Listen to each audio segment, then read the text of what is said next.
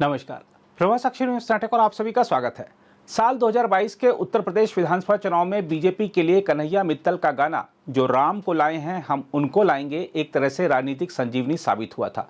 कन्हैया मित्तल के इस गीत में एक लाइन यह भी थी कि योगी ही आए हैं योगी ही आएंगे। यह लाइन मतदाताओं के दिल दिमाग पर ऐसे चढ़ी कि सारे रिकॉर्ड तोड़ते हुए योगी ने उत्तर प्रदेश की सत्ता में वापसी कर ली। इसके बाद तो देश में किसी राज्य में उपचुनाव हो या चुनाव, कन्हैया मित्तल का यह गाना बीजेपी की चुनावी रैलियों में जोश पैदा करने लगा। खुद कन्हैया मित्तल भी बीजेपी के चुनाव प्रचार में उतर पड़े और लोकसभा चुनाव के दौरान तो वह बीजेपी के स्टार प्रचारक के रूप में दिखे। लोग उनकी झलक पाने उनके मुंह से जो राम को लाए हैं गीत सुनने के लिए लालायित दिखे थे।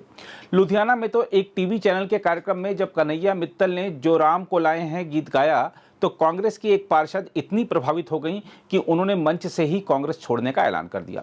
मगर अब समय ने करवट ली तो खुद कन्हैया मित्तल कांग्रेस का हाथ थामने को तैयार हैं। यह खबर जैसे ही सामने आई लोगों को सहसा विश्वास ही नहीं हुआ कि पिछले 2-2.5 वर्षों में मोदी योगी की सबसे ज्यादा तारीफ करने वाले कन्हैया मित्तल को अचानक क्या हो गया है। हम आपको बता दें कि हरियाणा विधानसभा चुनाव में कन्हैया मित्तल भी बीजेपी की ओर से उम्मीदवारी चाह रहे थे, लेकिन जब ऐसा नहीं हुआ तो उन्होंने कांग्रेस से नजदीकियां बढ़ानी शुरू कर दी हैं। बताया जा रहा है कि वह जल्द ही कांग्रेस में शामिल हो सकते हैं। हम आपको बता दें कि हाल ही में हरियाणा के एक और लोकप्रिय गायक रॉकी मित्तल भी कांग्रेस में शामिल हो चुके हैं। वह भी अब तक मोदी योगी और बीजेपी के लिए ही गीत गा रहे थे, लेकिन अब उन्होंने कांग्रेस के सुर से सुर मिला लिए हैं। अयोध्या भी सजा दी है, काशी भी सजा दी है, घनश्याम कृपा कर दो, मथुरा भी सजा देंगे। यह लाइन अपने गीत में गाने वाले कन्हैया मित्तल का कहना है कि अब मेरा मन कांग्रेस के साथ जुड़ रहा है। बीजेपी के लिए धुआंधार प्रचार कर चुके कन्हैया मित्तल अब सफाई दे रहे हैं कि मैं बीजेपी में शामिल नहीं हुआ था, ऐसा समझा गया कि मैं बीजेपी का हूं।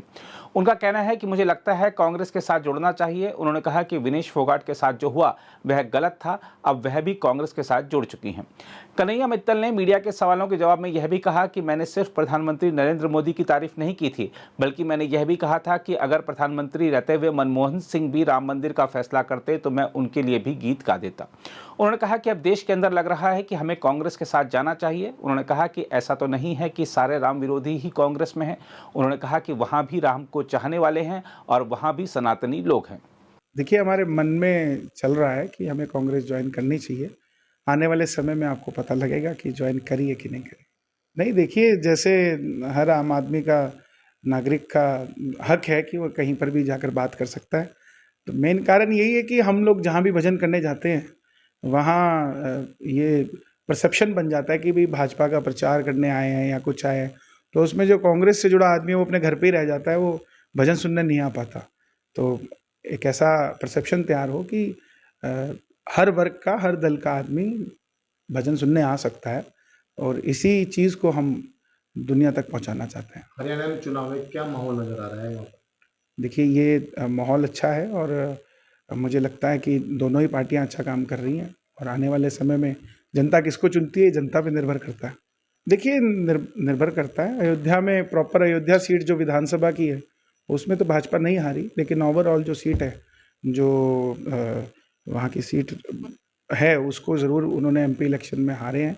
अब वो क्या कारण हो सकते हैं वो तो उनकी पार्टी का अपने विचार की बात है। ये तो हम पिछले 5 साल से बोल रहे हैं कि अगर डॉक्टर मनमोहन सिंह जी भी मंदिर बनाते, हम उनके लिए भी गाना गा देते, क्योंकि हम लोग पार्टियों से परे के लोग हैं। हम लोग चाहते हैं सनातन से लोग जुड़े, और वो मंदिर जाने से सनातनी की पहचान हो, ना कि पार्टी से किसी की पहचान हो कि ये इस पार्टी का तो ही सनातनी है, उसका है तो नहीं है। तो ये परसेप्शन खत्म हो। नहीं, वो देखिए, सबका हृदय है, जो जैसा लिखना चाहे वो लिख सकता है, लेकिन उन लोगों से मेरा सिर्फ इतना ही कहना है, थोड़ा इंतज़ार कीजिए।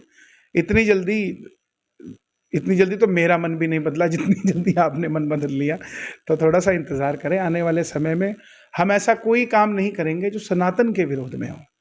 हाँ, अगर मैं सनातन के विरोध में कोई काम करूं तब आप मुझे कह सकते हैं कि मैंने गलती की है, आप लोगों ने मुझ पे भरोसा किया और मुझे प्यार करते थे। अगर मैं कोई उसके खिलाफ कोई बात करूं तब आप कर सकते हैं। ये मेरी निजी ज़िंदगी है। मैंने सारी रात हम लोग सड़कों पे रहते हैं, तो अपनी ज़िंदगी को कैसे हम सेव कर सकते हैं वो भी तो देखना है। मेरे भी तो परिवार आप ही के जैसे हैं। नहीं, ऐसा महसूस अभी तो मन बनाया है, अभी गए नहीं हैं। चले जाते तो की बात होती। अभी देखो क्या होता है। और जो राम को लाए हैं वो कोई भी हो सकता है। जहाँ छोटे छोटे गाँव में एक मंदिर बन रहा है, अगर वहाँ का कोई भी व्यक्ति भी वहाँ पर राम मंदिर बनाता है तो वो भी राम को लाने वाले। हमारे देश के प्रधानमंत्री जी ने जो कार्य किया है वो अभूतपूर्व है, कोई नहीं कर सकता। इसको हम डंके की चोट पे कहते हैं ना, ऐसा पीएम कभी हमें मिल सकता है। लेकिन ये निजी विचार है मेरा कि मैं कांग्रेस में जाना चाहता हूँ, उसमें तो किसी को कोई तकलीफ नहीं होनी चाहिए। अगर आप भी लेना चाहते हैं देश दुनिया की तमाम जानकारी तो आज ही सब्सक्राइब करें हमारे चैनल को। साथ ही नीचे दिए बेल आइकन को जरूर दबाएं ताकि हर अपडेट आप तक पहुंच सके।